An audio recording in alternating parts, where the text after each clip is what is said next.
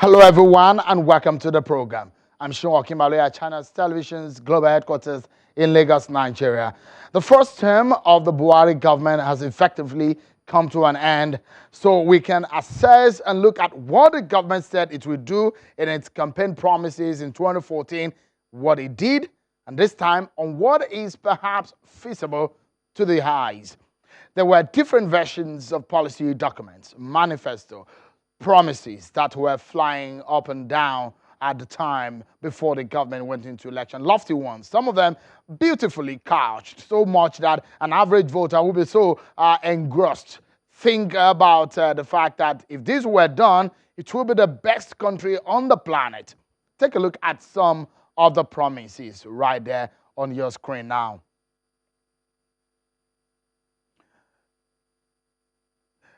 They said that they will generate, transmit, and distribute electricity on 24/7 basis, 5,000 kilometers of super highway, and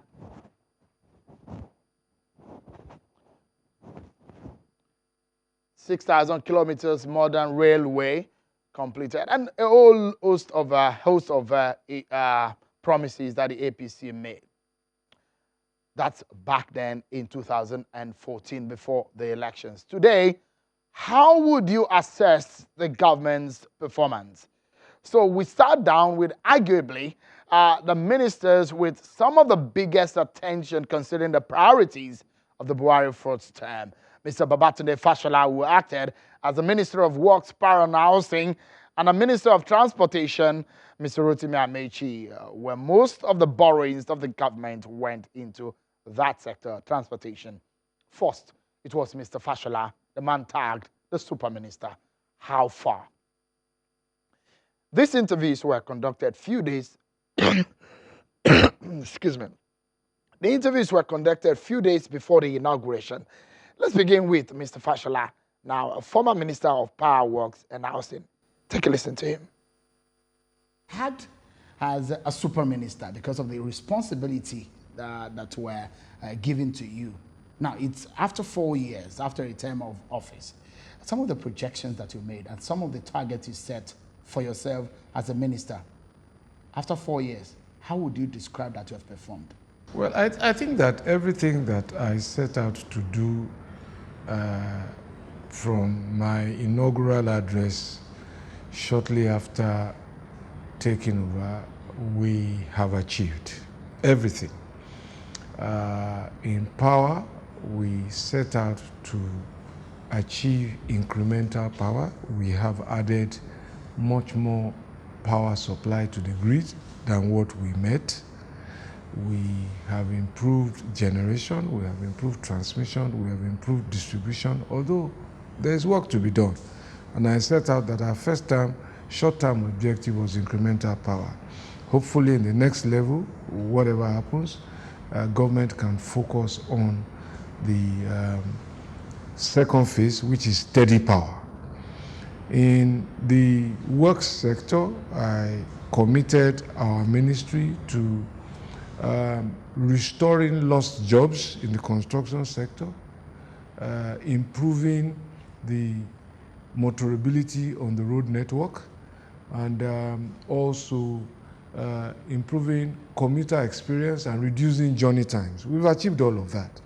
Lost jobs have been recovered, and this is evident from the consistent National Bureau of Statistics reports in terms of the performance of the transport sector, in terms of growth. It is evident in the report of the MBS in terms of recovery of lost jobs in the mining and quarrying sector, which feeds our construction industry. So, and that is going on. So on all sites where we're working, jobs have been restored to those who lost them, and new jobs have been created. And commuters are reporting improved journey times on major road networks, even though we haven't finished our work. A major one will be the Lagos-Ibadan, Enugu-Port Harcourt, Ilorin-Jeba, Okene to Lokoja, to mention a few, across the country. Alep, Ugesi, in Calabar area. There's improve journey time experience. Amansiat, Muya in Anambra State. And this work continues. In the housing sector, we promised also jobs, which is happening on all the 34 state sites where we are constructing. We are also driving local input from small and medium industries who feed the construction industry, those who make paints, who make building materials, and also labor that feeds that industry. So we've achieved our immediate objective. Of course, there's work to do, longer term plan, and that is what I believe government will commit to in the next term. Let me just quickly remind you some of the things that the political party which metamorphosed into gaining power and in government, some of the things that were said prior to the 2015 election and in some of the blueprint the party put out there. For example, I think we should stay on power for a few minutes. The party did say generation, transmission, and distribution of at least 20,000 megawatts of electricity within 4 years and increasing to 50,000 megawatts with a view to achieving 24/7 uninterrupted power supply within 10 years. Long term. But the party had said within 4 years, 20,000 megawatts. We have not even been able to get up to 10,000. I think that the point to make first is that whatever is contained in the manifesto of any party is aspirational, and there are lofty goals to set. What we are talking about today is that today there is a contracted 13,000 megawatt of power that is contracted. 7,000 of it is available.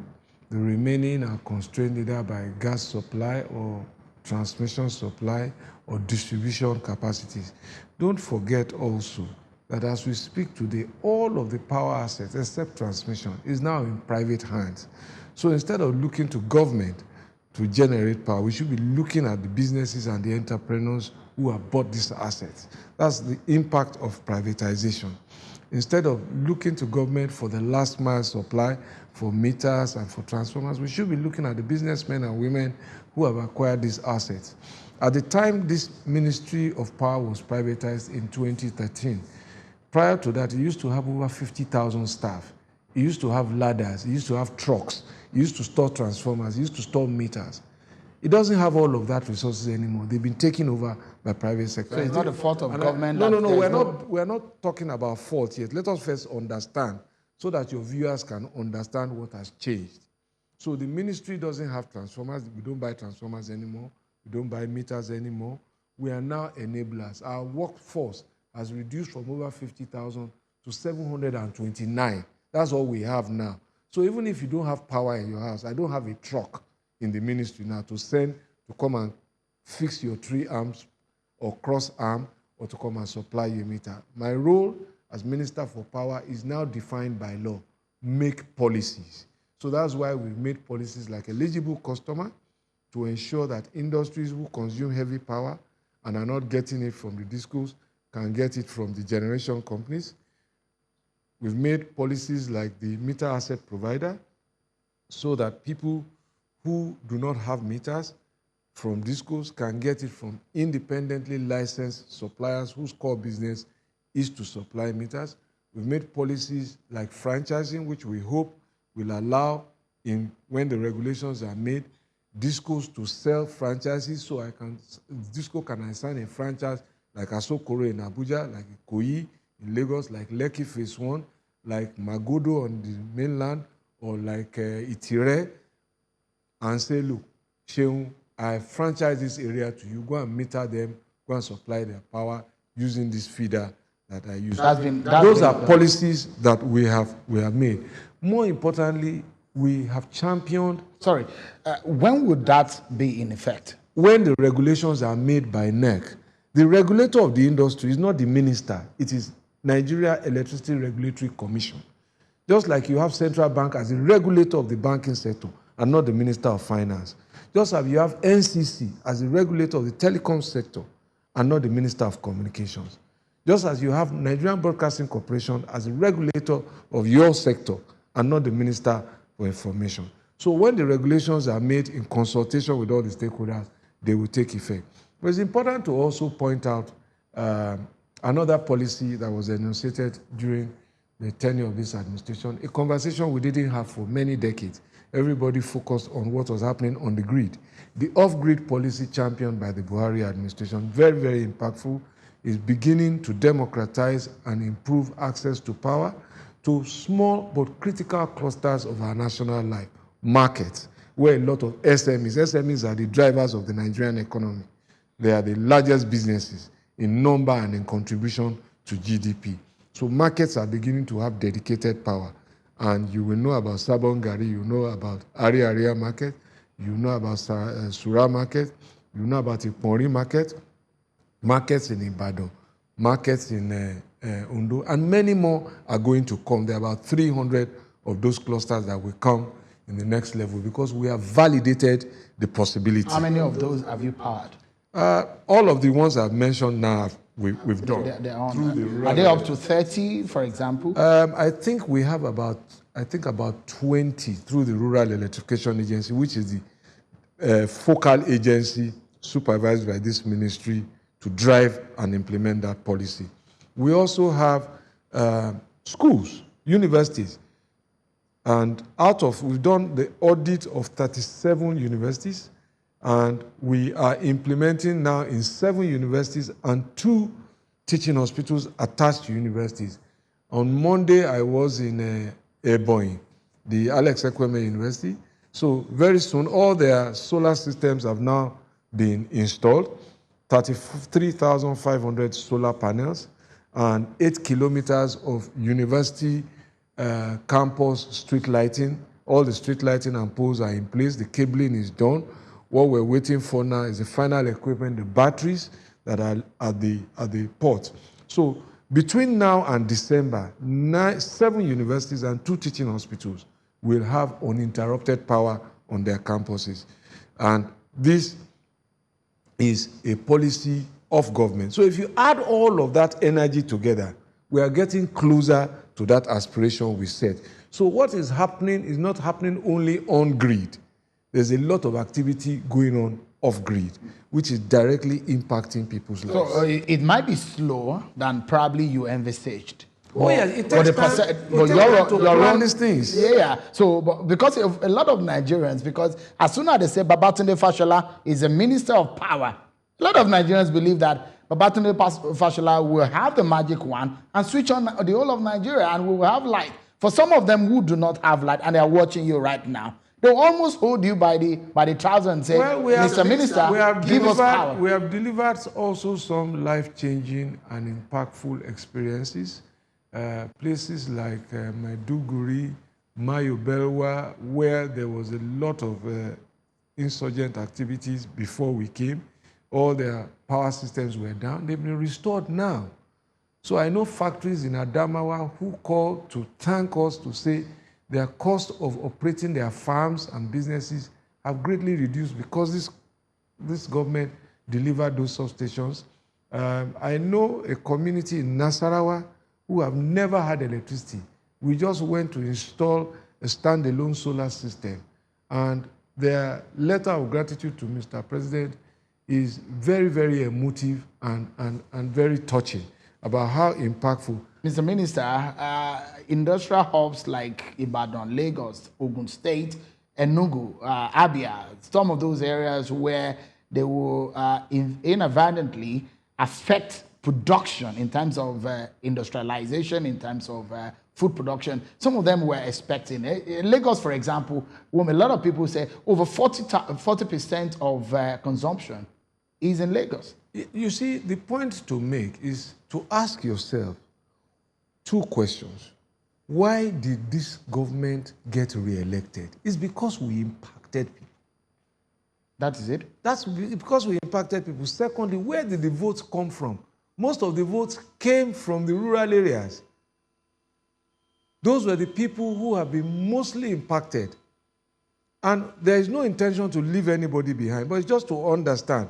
Mining, quarrying, construction is taking place in the rural areas, not in the metropolitan areas. And that's where the jobs are. And in the fullness of time, everybody will be rich. Don't also forget, this government is doing something that I don't think many, if any nation has done before. They're building all their infrastructure at the same time.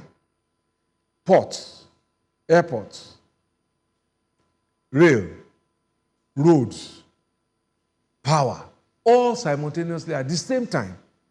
Oftentimes what most countries do is finish one, go to the other. And it is because we have outgrown our infrastructure as a nation. And that is why you see the commitment of the president to projects like the Second Niger Bridge, the Bodo Boni Bridge, Mambila hydropower plant, Zungeru hydropower plant, Lagos-Ibadan Expressway. All of this is going on at the same time, at a time when the country's resources are not as prolific as they used to be. Honorable Minister, are you concerned, because you talked about the NEC now, and they described the transmission, the wheeling capacity, I mean, you said it's about 7,500 megawatt, and they termed it as theoretical. On their website, they said that Nigeria's current transmission wheeling capacity at 5,300 megawatt, that is higher than the average operational generation capacity of 3,879 megawatt, but is far below the total installed generation capacity of 12,000. When NEC, for example, described the wheeling capacity of 7,500 as merely theoretical, are you concerned about that? Well, first of all, I will be concerned about when you got that information. I will be concerned about who put that information on and how old it is. I will also be concerned about whether the chairman of NEC signs up to that statement. It is important that we stay on the facts, because even from one government department to the other, even within my own ministry, one of the things that we need to do more of is to harness all our data and update them more regularly. But Honorable Minister, 7,500 megawatt, right, that's the wheeling capacity, isn't it? The wheeling capacity, as at the last time it was simulated and communicated to me by TCN, don't mind you, TCN is the manager of the grid. Yes. And it's a company that has a CEO and a management. We oversight them. So they take their action just like all parastatals and send to us. Their last wheeling capacity was 8,000 megawatt. That was their last wheeling capacity. Because I know that they are completing transmission projects. I've spoken to you about Mayobewa. I've spoken to you about Maiduguri. I can tell you about Sokoto. I can tell you about expansion that I have physically gone to commission in Ejigbo in Lagos, in Ayobo, in Odogunyo in Ikeja, in Sokoto, in Akpo, in Katankpe here. And there's a lot more going on. I know that we recovered almost 800 containers. Many of them are transmission-based equipment. In Ikotekpene, for example, I remember we went to commission a switching stations there. So all of those stations that are commissioned add to the wheeling capacity. So for anybody to say is illusory, I really don't know.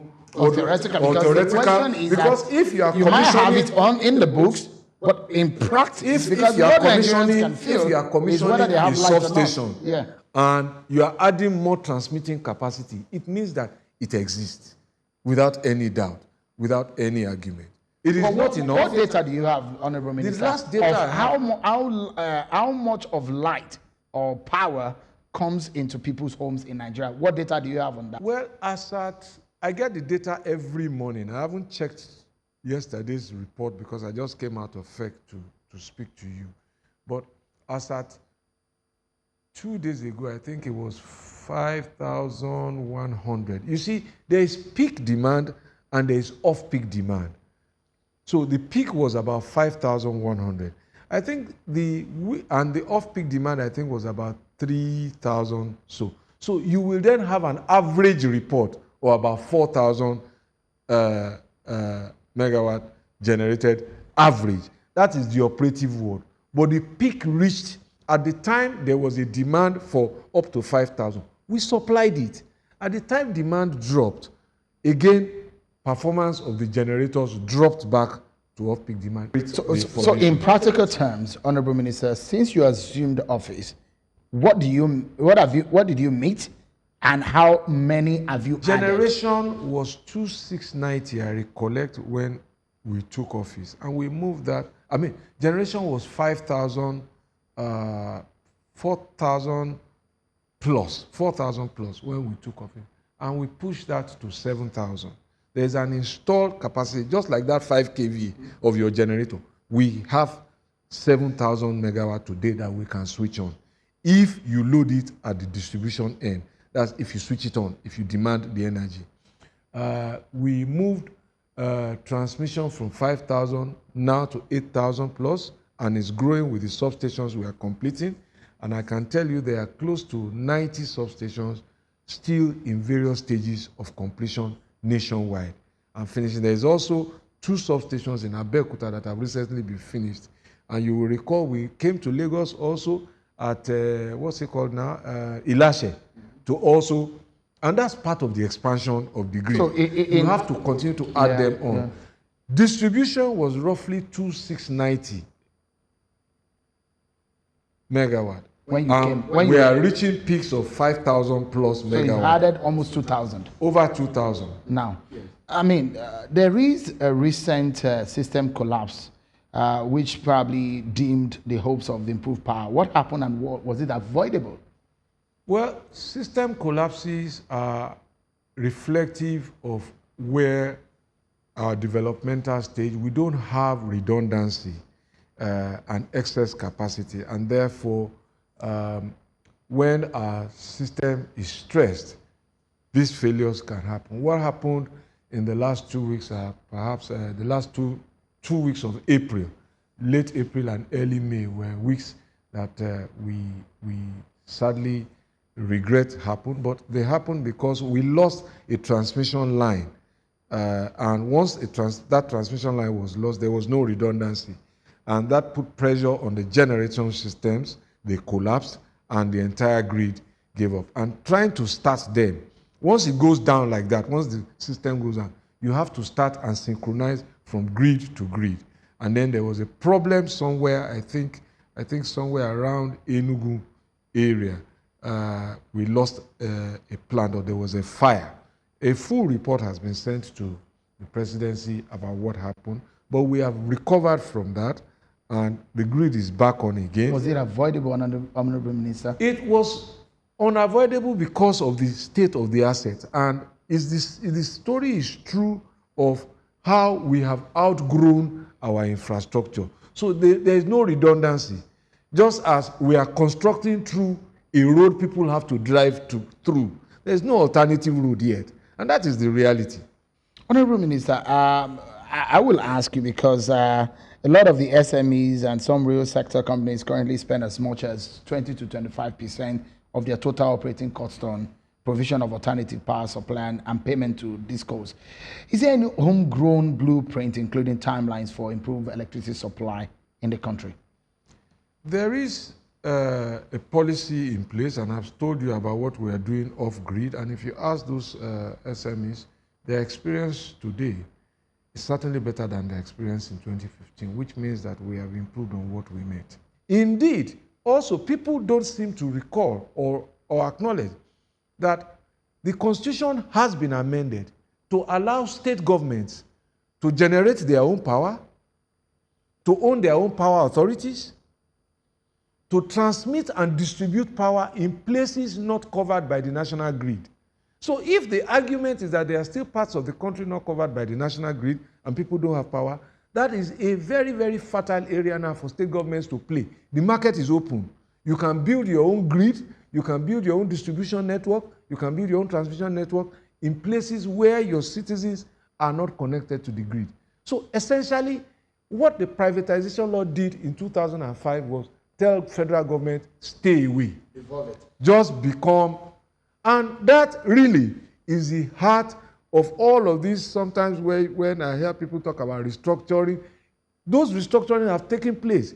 People should now take benefit and use them for their own development. Are you happy with the manner and the modalities of the privatization as it's presently running?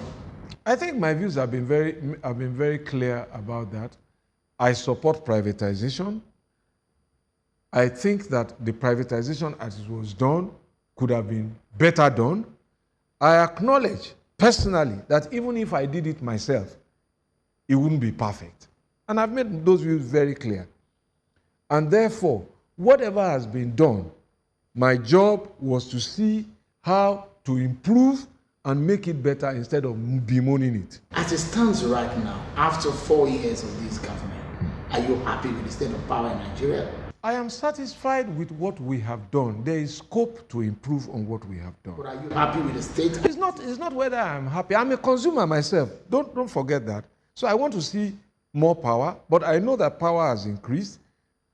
I want to see it steady, and that is the next level that I set when I took office as minister. And I hope that whatever happens in the next administration, we will get to that level of steady power before we transit to uninterrupted power. Mr. Fashola, are you coming back as a minister? Well, ask President Buhari. Well, he's a very good friend. I understand that you're very close to him. Do you think you might make it back? The president has a prerogative to choose who he will serve and execute his mandate with. And I think that we should stop agonizing over what the president will do. When he exercises his discretion, then we can have a conversation. For the sake of continuity, would you like to return to this ministry? I think that it is important to wait until the president decides who even wants to come back. I've spent a long time in government, and really genuinely, I think after a while, you want to begin to exit government and go and get things done with your life. But that is a matter for tomorrow, not today. Interesting. Let's go to issues of quickly works and a bit of housing. I'll take you back to promises, because those are some of the things on the minds of many Nigerians. Construction of 3,000 kilometers of superhighway, including service trunks. Those are some of the published in part of the document of the APC at the time. But for example, you did say in perhaps your inaugural speech at the time, is that your immediate goal as a minister in charge of works is to ensure that some of the projects in some of the geopolitical zones, people get back to work. The abandoned project that is being funded, that people can get back to work. How many of these are completed right now? Well, we've completed quite a lot of the sections because our roads are awarded in sections. We're dealing, for example, with roads that span hundreds of kilometers in full distance, and on each lane, for example, you have 2 or 3 lanes highway. So in terms of linear kilometers, we are constructing hundreds of thousands of linear kilometers of road, and we are constructing them while people are driving through them. So many sections of the Kano to Maiduguri highway have now been completed. That's a 560 kilometer highway of 3 lanes, in some cases 2 lanes, connecting about 6 different states of Nigeria from the northeast to the northwest. So certain sections of that have been completed. Certain sections of the Tambuwa, Jega, Sokoto highway have been completed. Sections of the Ilorin Jeba highway have been completed. Sections of the Jigawa to Adeja to Kiri-Kasama have been completed. Sections of Bini or Ajebandele have been completed. And across the nation like that. But there's still a lot of work going on. Do you have an idea of the percentage of completion of some of them? They are in the final reports I've sent. Look, listen, Shehu, we're dealing with over 500 different road contracts. I can't memorize all of those in my head. How many kilometers have you constructed since you assumed office? Well, I would have to check the numbers in the final reports, because every day additional work is going on and we update quarterly.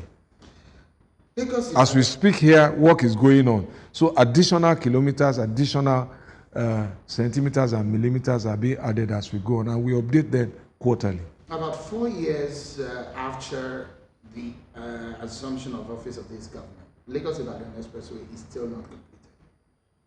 Why? I think that you underestimate public works, and perhaps there is a lack of understanding. I'm listening to all sorts of people say, oh, nothing has gone on, they haven't done this, they haven't done that. The truth is that that road was awarded, I think, in 2006 or 2007. And there was no funding for that road until 2012, under the concession that was first conceptualized. No funding went to the construction of the road. And this is a matter for public record. After that, the contract was cancelled or terminated in 2012. Government tried to raise private capital to do it. The original concessionaire went to court, stopped the funding. So the first time any money of substance, some money went into it between 2013 and 2014 before the court took over, and it stopped.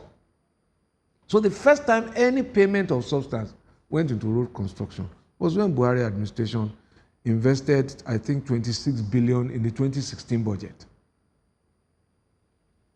That was the first time. And immediately you began to see the relief. The journey times reduced. And in 2017, the budget was cut. So we lost 1 year's work in that executive and parliamentary face-off.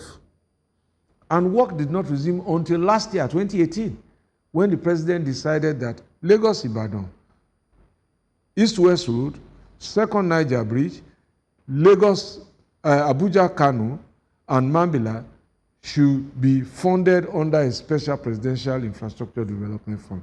So if you go back there now, construction work is going on. The cry I hear now lately is that, oh, construction work is impeding movement of vehicular traffic. So people are working there. Now, we haven't finished. We now have to design interchanges to service all of the religious places. We have to design toll plazas. And all of that are additional works that are even yet to be awarded. So all of that is coming on. But the main highway project is being funded and going on. Because the character of the road has also changed from an interstate expressway to an interstate expressway that now has heavy traffic on both sides. We now even have to construct pedestrian bridges to facilitate movement of people across. You now have universities springing up across the entire length of the road. So there's a lot of work still to go on there. The expected completion date was when? The expected completion date, I think, was 2021. But with the additional works that are still to come, which have not yet been awarded, those dates will have to be revised.